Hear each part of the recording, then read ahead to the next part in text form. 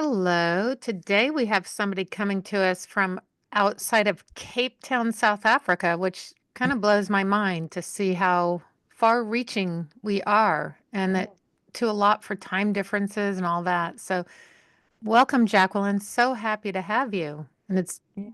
been some drama getting here. So, really happy Yes, to have you.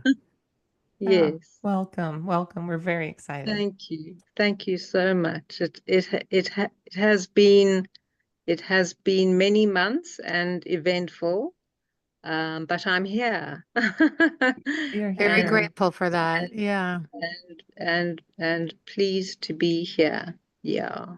Mm. Well, tell us, you came to the podcast. You just told us you were listening and listening, and it was like very Yes. impactful. And you Yes. you booked this a long time ago, so we know that. So tell Yes. us about Yes. you, like how.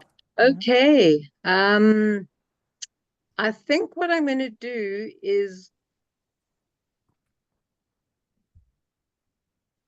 I'm going to give you a thumbnail sketch of um, um,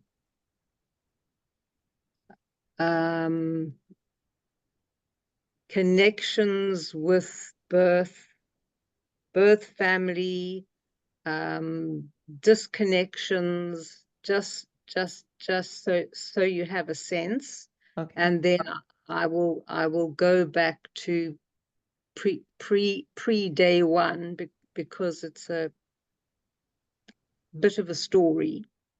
Um, I'm 62 now, and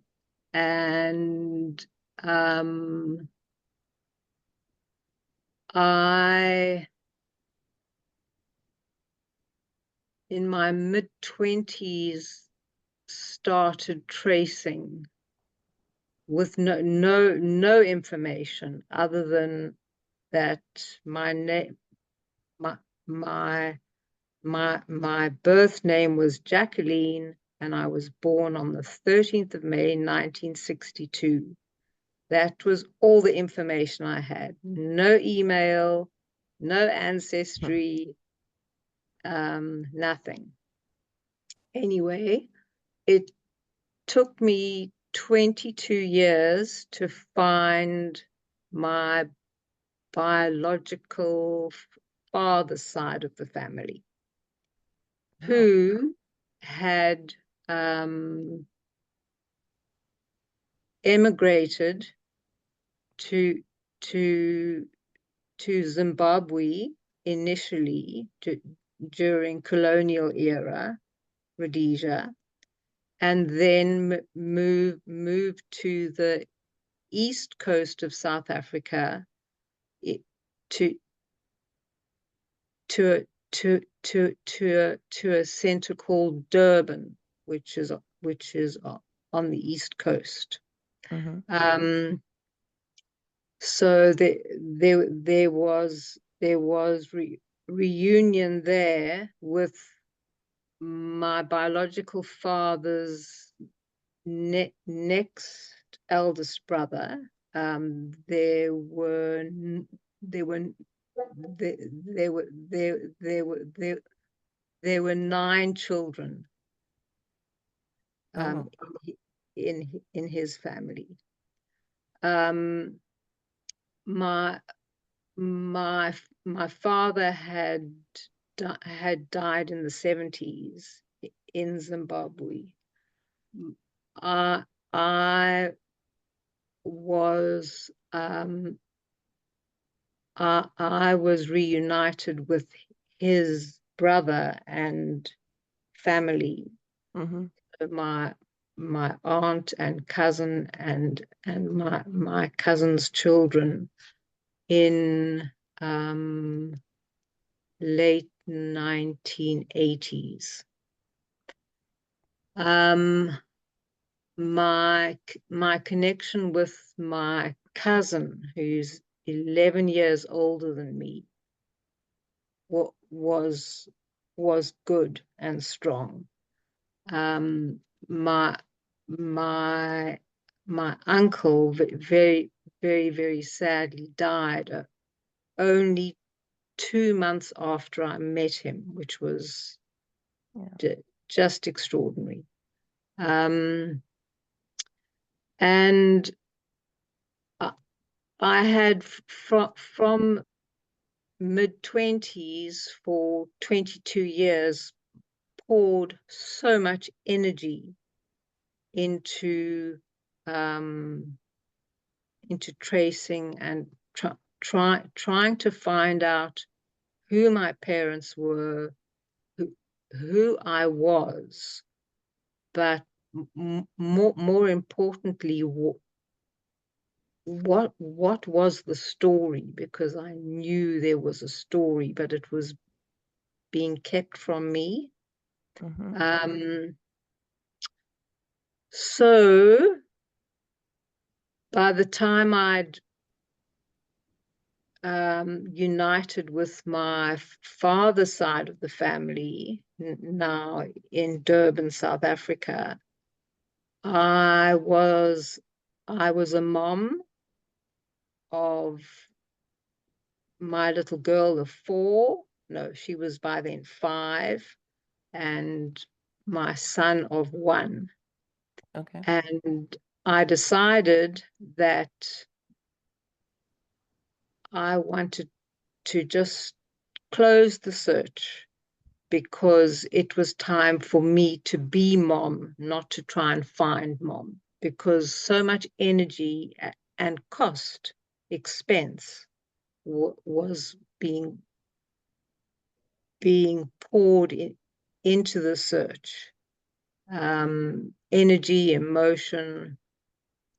So I just closed the whole thing down. But my relationship with my paternal cousin was good, and we kept in touch. 4 years ago, she phoned me to say, Oh. you're not gonna believe it, but I've just had contact with your birth mother. So had they known who she was? Yes, And your yes. father had, or your uncle had told you who she was? I did know through my own searching. Oh, I see. Okay. Okay. Okay. So within 12 hours of Bev phoning me and saying, I've just had contact with Judy, your birth mother. And this was after about 20 years of just not tracing at all. I was on a Zoom call with my biological mother and her husband, who is not my biological father, obviously, and their daughter, who is 6 years younger than me.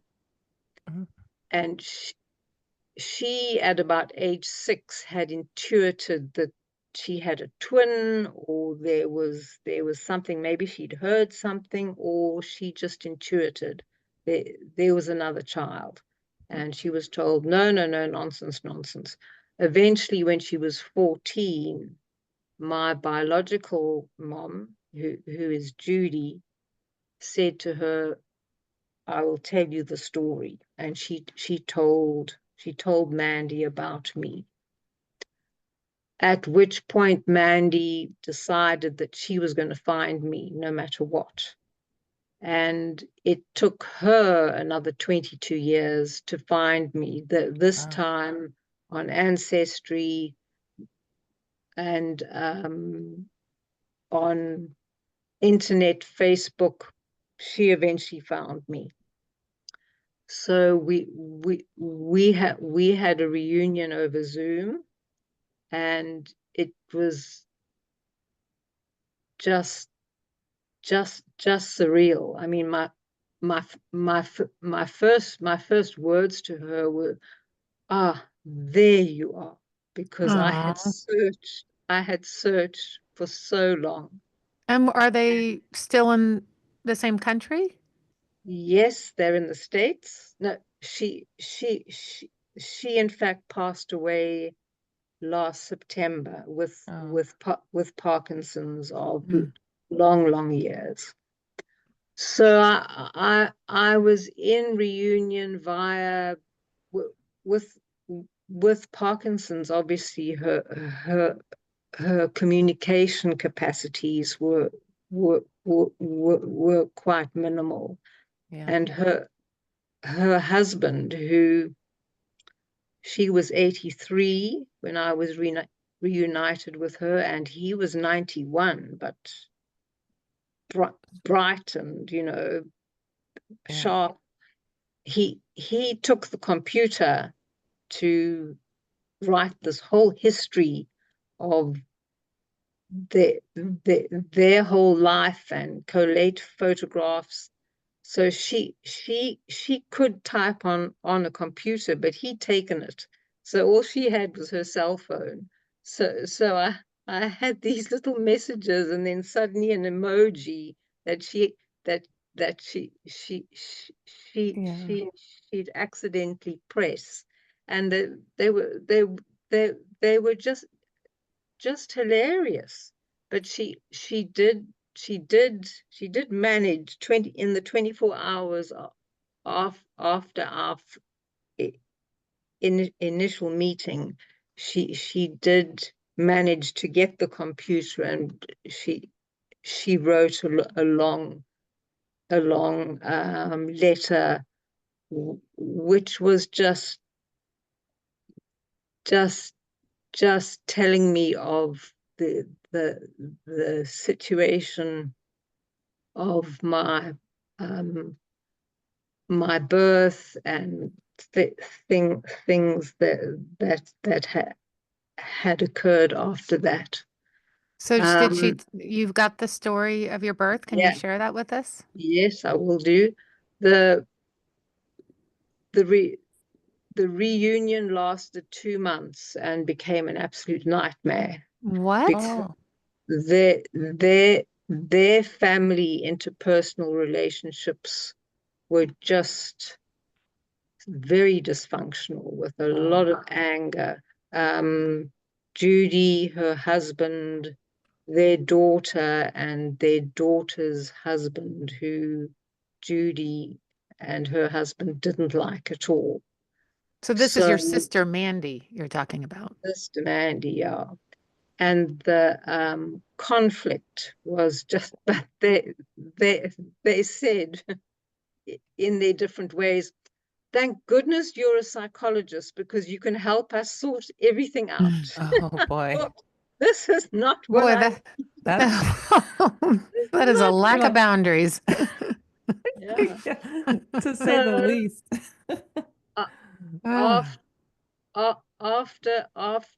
After 2 months, the first 3 or 4 days were just bliss.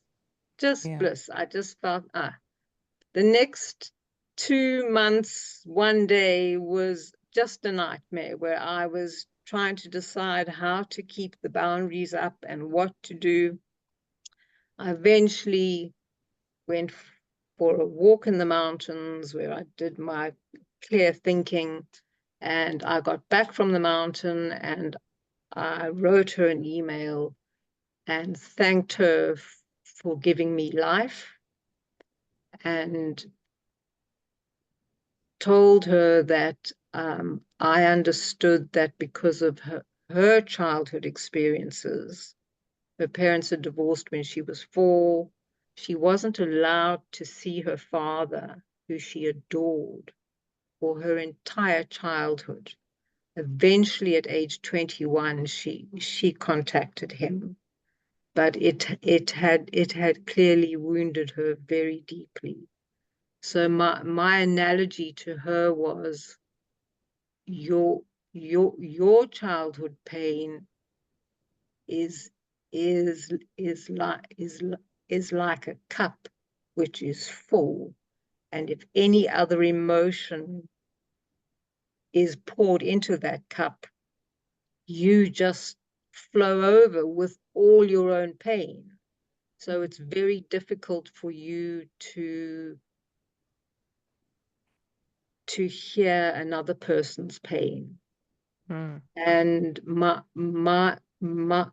personal life has been a tremendous struggle with severe anxiety and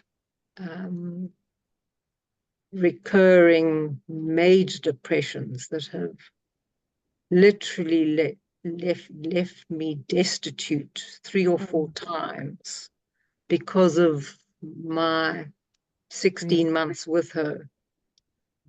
And I said to her, I need to close our relationship, not to cause you pain, but to acknowledge that you have your pain and your way of managing it, and I have my pain and my way of managing it. And I know that it's going to be just too much for me. She replied that she understood, and that closed. So Judy was English. She was in England. She was 23, and she was an actress, professional actress. She was acting from childhood. I think her dad was an actor as well. She was reunited with her father at age 21, but then literally 2 years later, she got a contract with a theater company in Kenya. Now, this is colonial Africa. And this was the thing to do. From England, you went out to the colonies and had experiences. A history I'm not very proud of, but that's just the fact. She came out to Africa, to Kenya, to a theater company in Nairobi, and within a couple of days met Larry Roberts, who was tall and dark-haired and suave and about 12 years older than her, and they clearly fell in love, and it was a romance. How old was Judy at this point? Did you say that and I missed it? She was 23. 23, okay. 23, and he was about 35. He was married with a 12-year-old son, and I thought you were going to say that. He was estranged from his wife and son, who had obviously been in Kenya with him, but had returned to England. Probably within the first 2 months of their relationship, they discovered she had conceived. And it was an absolute disaster, because when you're an actress in the 60s, you need a little waist and, 18-inch, was it? Nipped in skirts and the whole bit. I haven't been 18 inches since I was a toddler. She was pregnant with me. And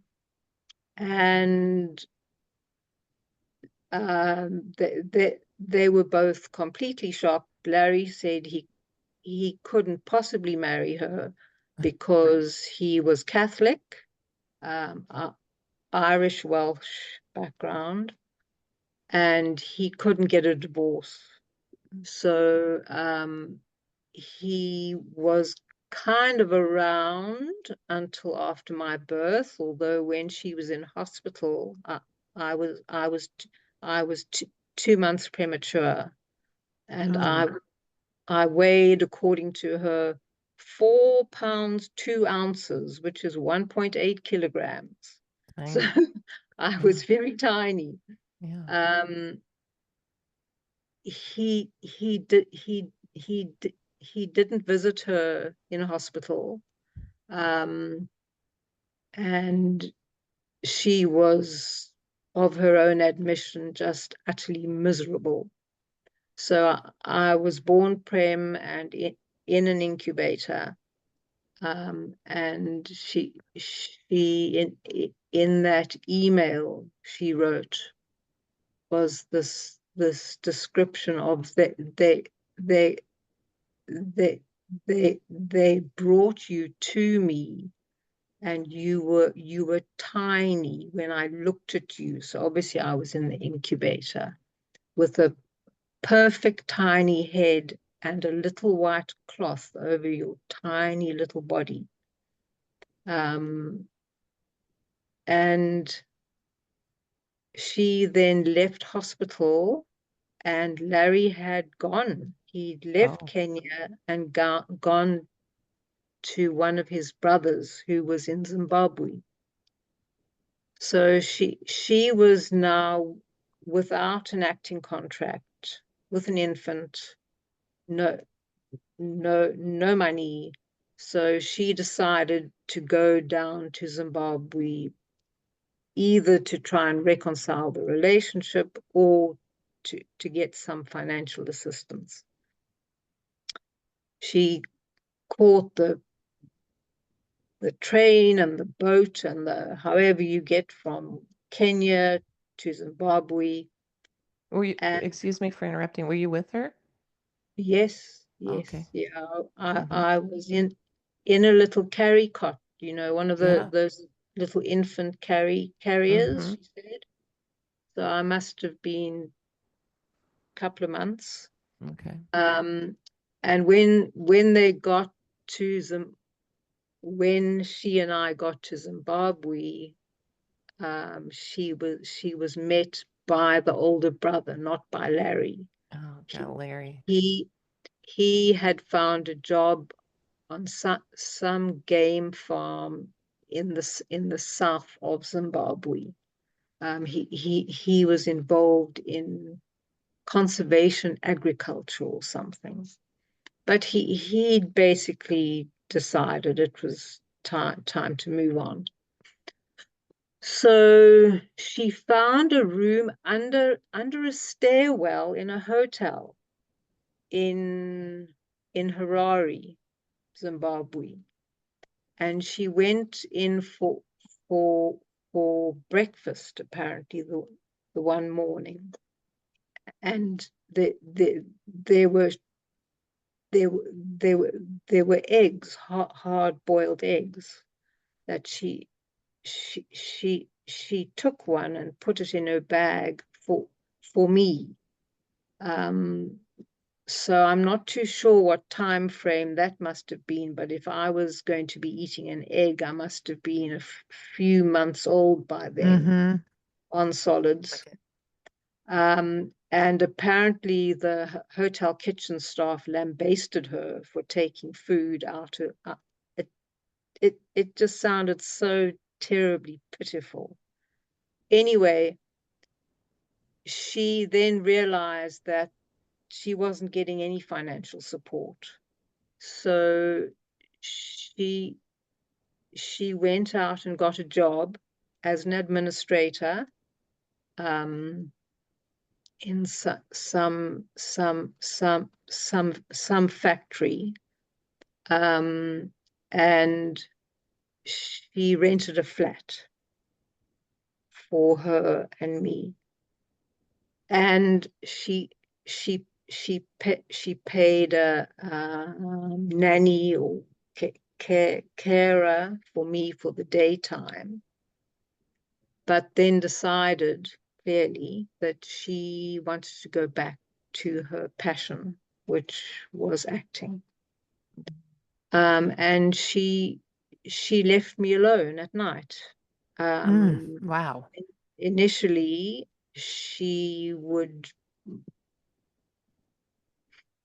when I'm feeling stressed, my words don't come out, and that's from Mhm. from the trauma, and it's with me still. She put me in a cupboard when I was little enough so Ay, darn. that my crying wouldn't be heard by the Oh neighbors. my gosh. I But can't then handle. when I was too big to put in the cupboard, she left me in my cot. But then she'd be gone for hours. I mean, Mm. anybody you know knows the world of theatre. My adoptive dad was an actor, but not professionally. And I know that rehearsals, I mean, it just took over his life when there was a show on. And she was doing this professionally, which means she'd be gone from after work until Mm. heaven knows what time in the early hours of the morning, because there's always the social afterwards. Um, God, no wonder the and anxiety. I mean, really, that's oh no, yeah.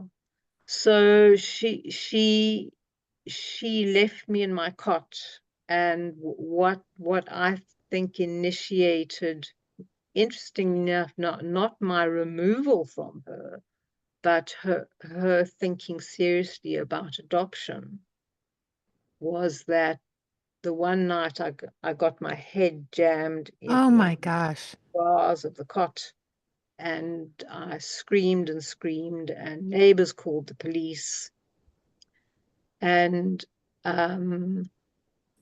she then knew she needed to make a decision about me. Um, uh, she said that she had made the decision to keep me because when she either called or um, um, um, sent a letter to her father in England about me, he said, please, he, he said he pleaded with me not to give you up, to Mm. keep you. So because of her complex relationship with him, she abided by his plea and kept me. But I know she didn't want me. I had ruined her yeah. year, basically. And I also know, because I know my inner emotional world, she certainly didn't love me. She didn't want me.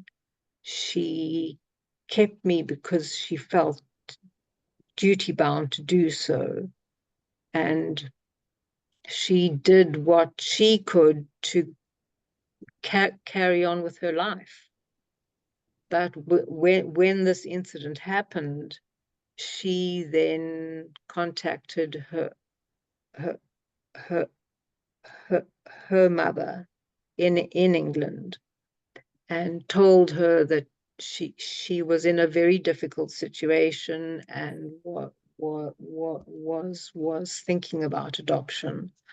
And her mother caught the boat out from England, and they had a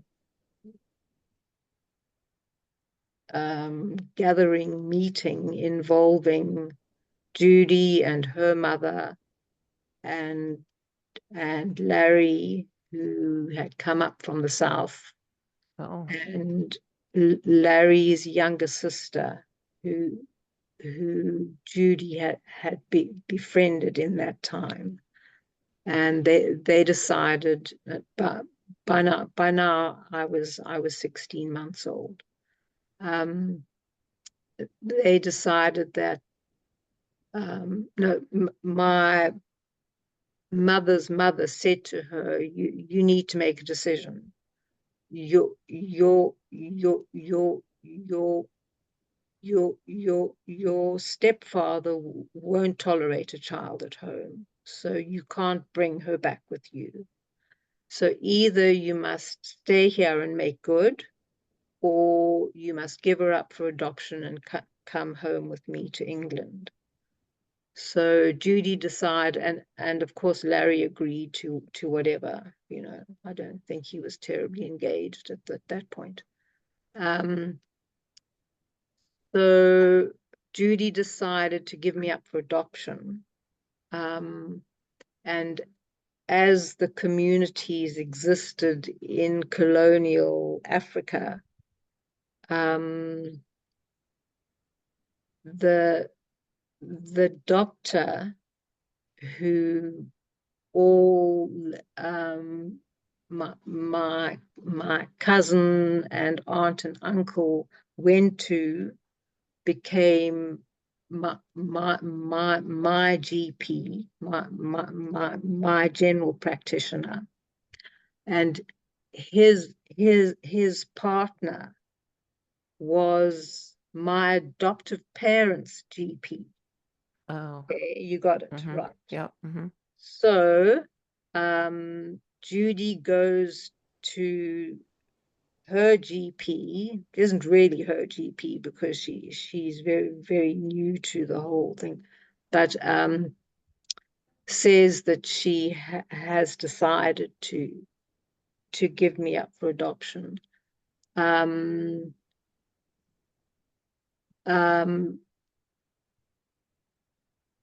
He then tells his partner, just in case he knows of somebody who is looking to adopt, but is prepared to take on a child from very difficult circumstances. Now, in colonial Kenya and Zimbabwe, if you put your name on a list to adopt, you could wait years.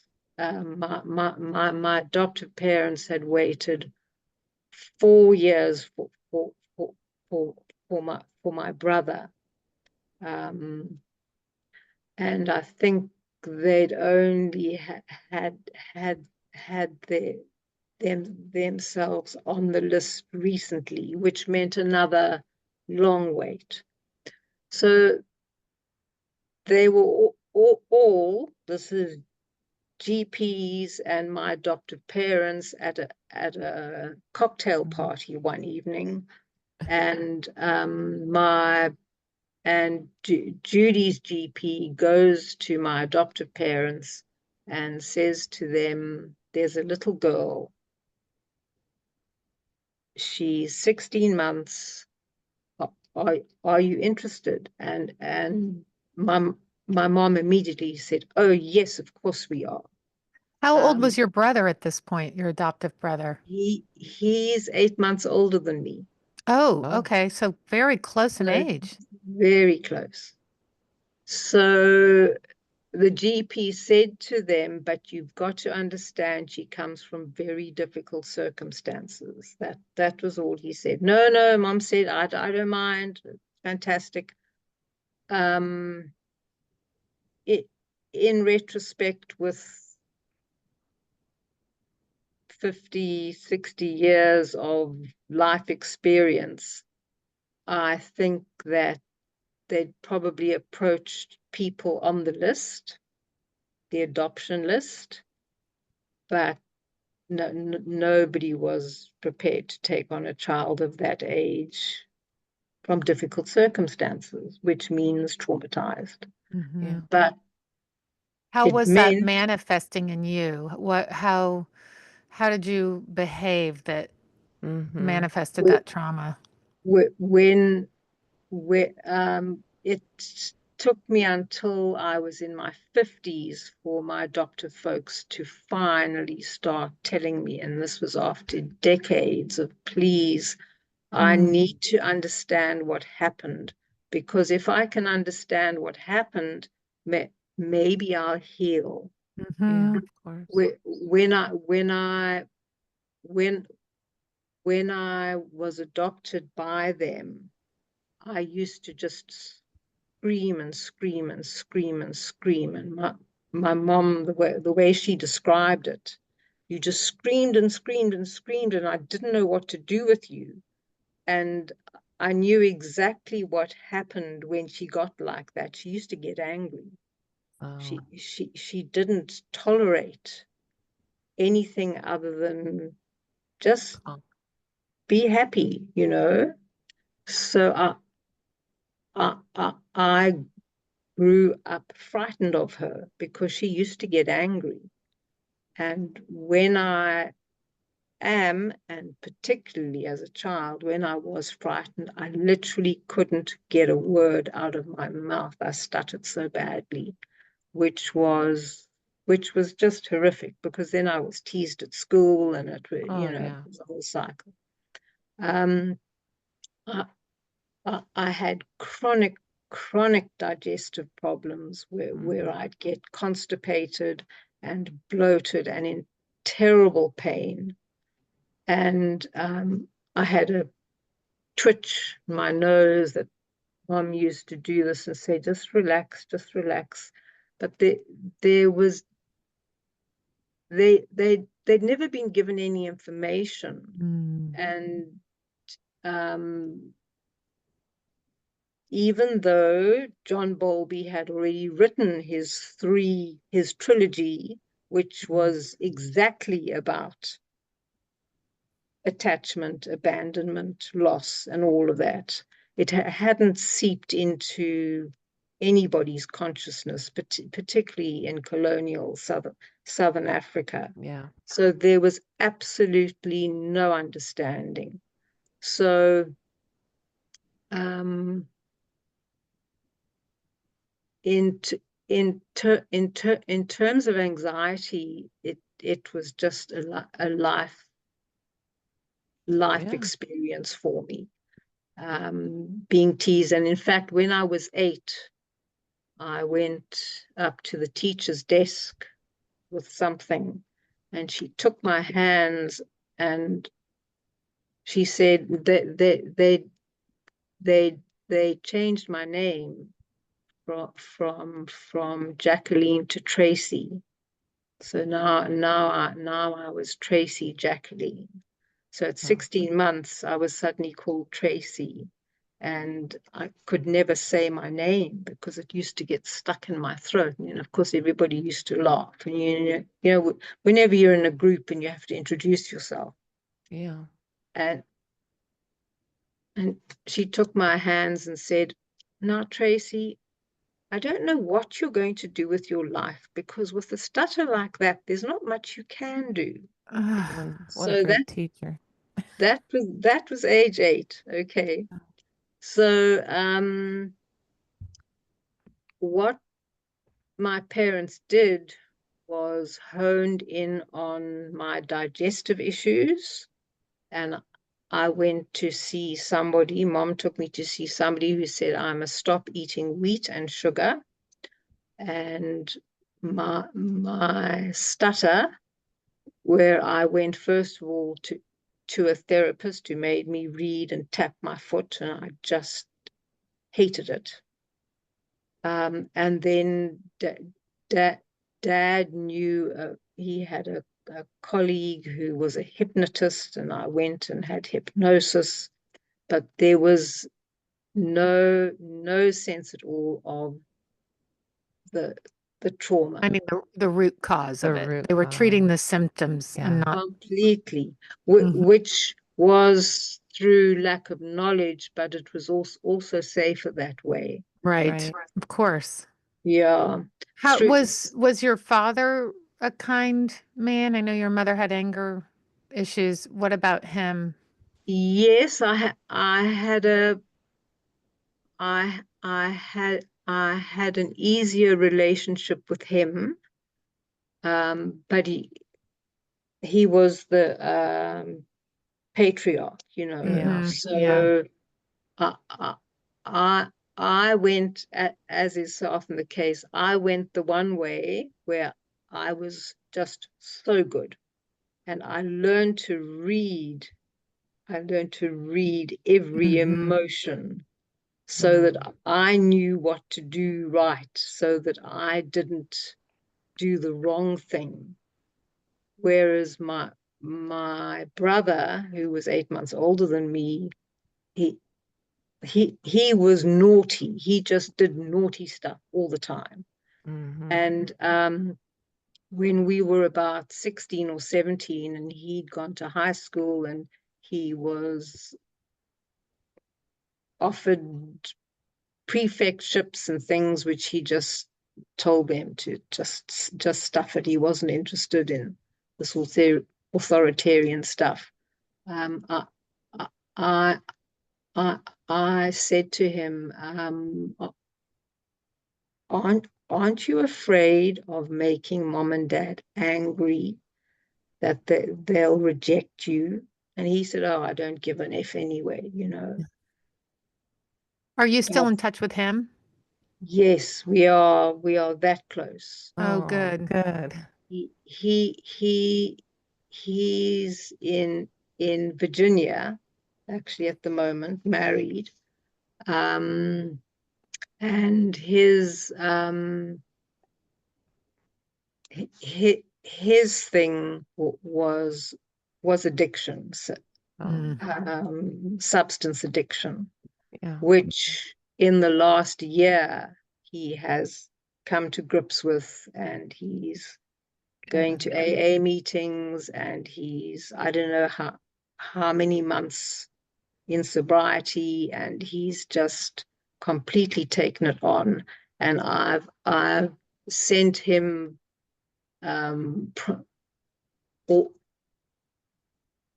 all the books, Primal Wound, Gabor Mate's book on trauma.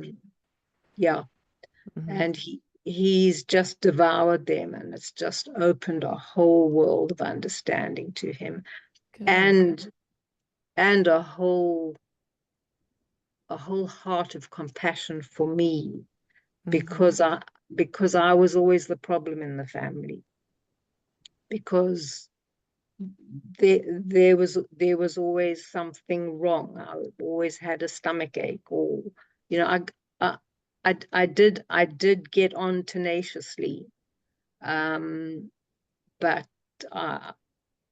there was a tipping point where anxiety became too much, and from the age of 16, my first depression, and my first major depression was in my internship year training as a psychotherapist, because that was what I wanted to do. And I did the training, but as part of your training, you need to be in a depth analysis, and it just opened up. I started having dreams of early oral sexual abuse that was just horrific. From prior to being adopted? I'm not sure. There was a family situation with my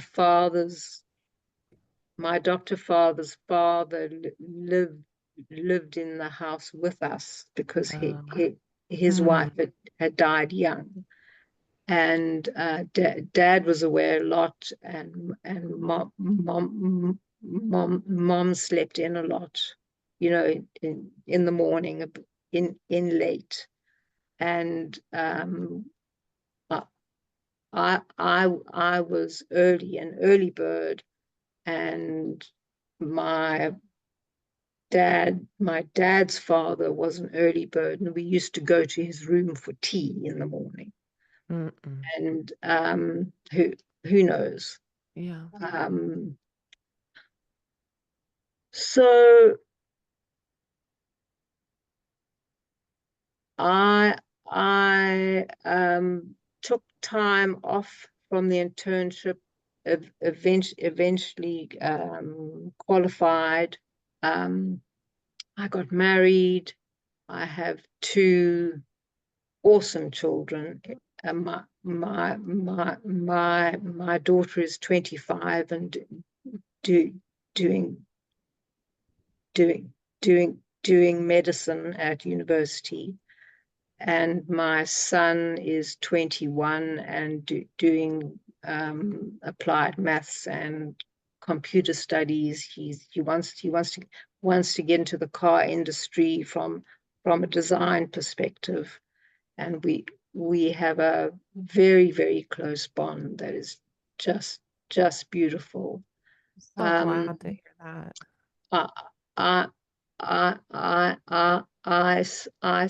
sadly decided to divorce when my son was only 12. It's such a bad age, but I needed to keep my life, my world, all together.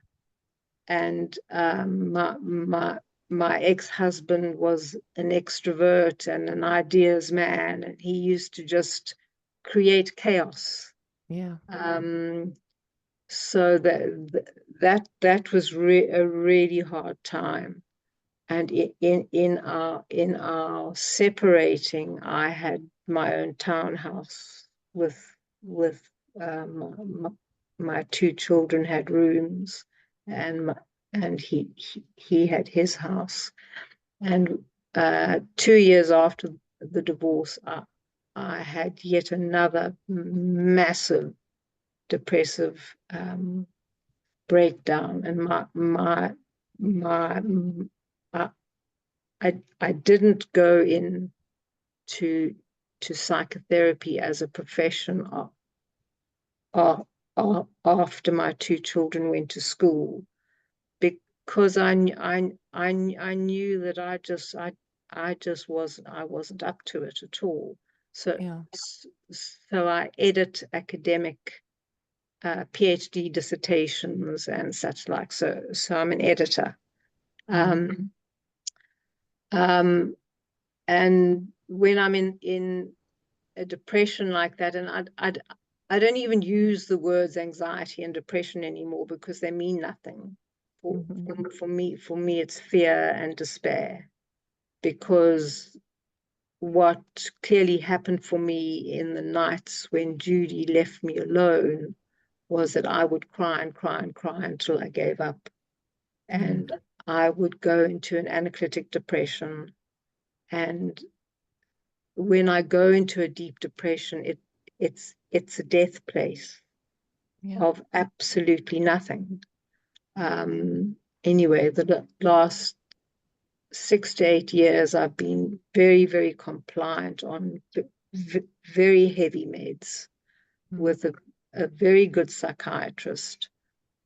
Before my stroke, I used to go swimming in the sea every day and walking in the mountain, and I can't do any of that at the moment. So that's been a loss. But the one point that I just feel so strongly about is that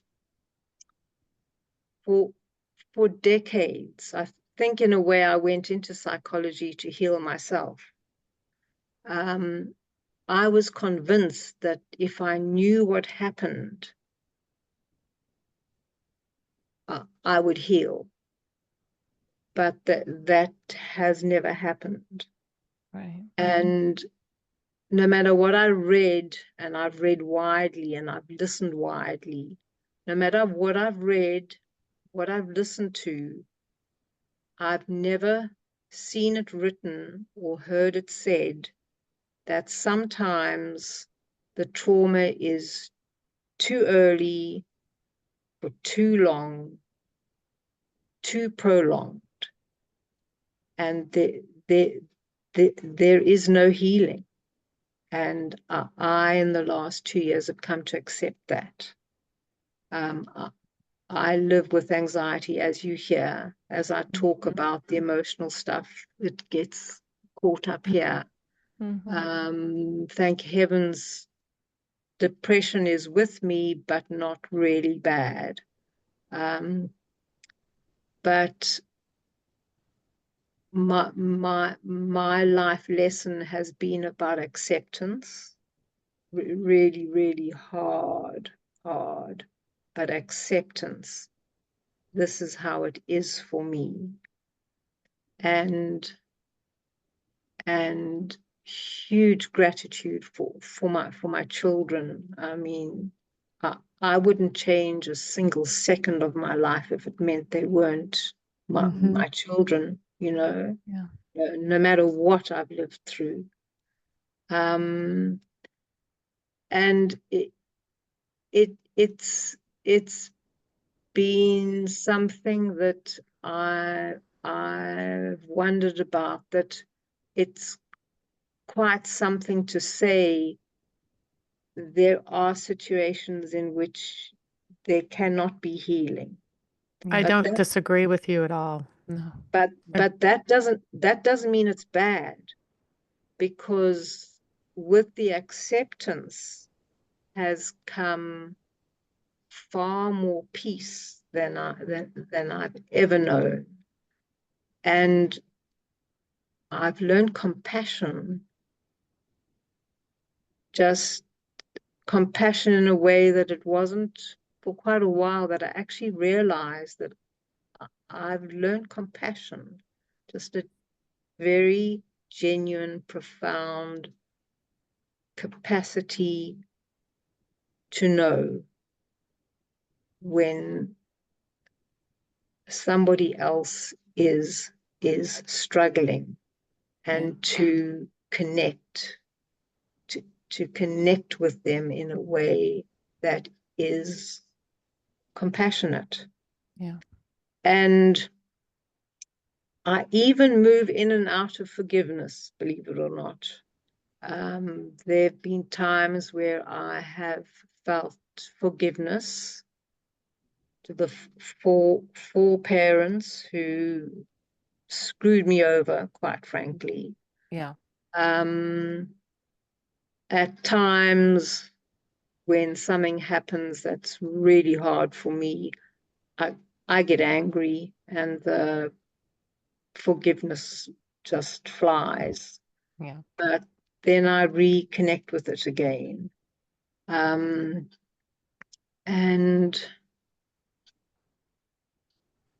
I was just really getting my life together, like really getting it together.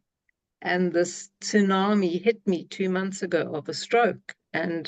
But the fascinating thing is what they've discovered in my brain. Sorry, the stroke was my brain. There's a portion of my brain that's been really badly damaged. I'm brain damaged. My neurons are working overtime. That's amazing. You hear about neuroplasticity. Believe me, it works, but yes, it's tiring. It is so exhausting. But they've found the source of the stroke in my heart. And the thing that's so fascinating is that there's three components. The one is it's not regular. My pulse isn't regular. My heartbeat. So that and there's an aneurysm, which is a little bubble in a vessel where the blood collects and forms a clot, and something causes the clot to move out. But when an infant is in utero, there's a gap between the two top chambers of the heart, so that blood doesn't flow into the lungs. That gap between the left and right top chambers, it closes when an infant is born and takes its first breath and cries. It closes. Mhm. And it's called a PFO, which is patent foramen ovale, which means open at birth. Mhm. So this gap has been open, and the most known cause, the highest known cause of this gap not closing is premature birth. Jacqueline, wow, this has been, we need to wrap it up, but this has been very moving and Yes. profound and Important. important. And thank you for sharing your story. And I just have to say, I'm really so happy to hear about your relationship with your children. I know. Thank you. And hello, your teacher at 8 years old said you wouldn't amount to much, and look what you've accomplished. It's pretty incredible. Oh, Jacqueline, yeah, you're really tenacious is the word. Mhm. You're a fighter. You're a Yeah. fighter. No, I'm not giving up. Yeah. Don't. Well, the world needs your voice and your story, Yeah, I and was thinking that it's too. really important. Thank you so much for being so Thank you. honest and vulnerable. And Yeah, truly. Thank you. Thank you for listening. Please stay in touch yes, with us and tell us how I you're will doing. do. Please. Okay. I will do. I will do. Thank All the you. best. thank you. Thank All the you. Bye-bye. best. Bye-bye. Bye. Bye-bye. Bye.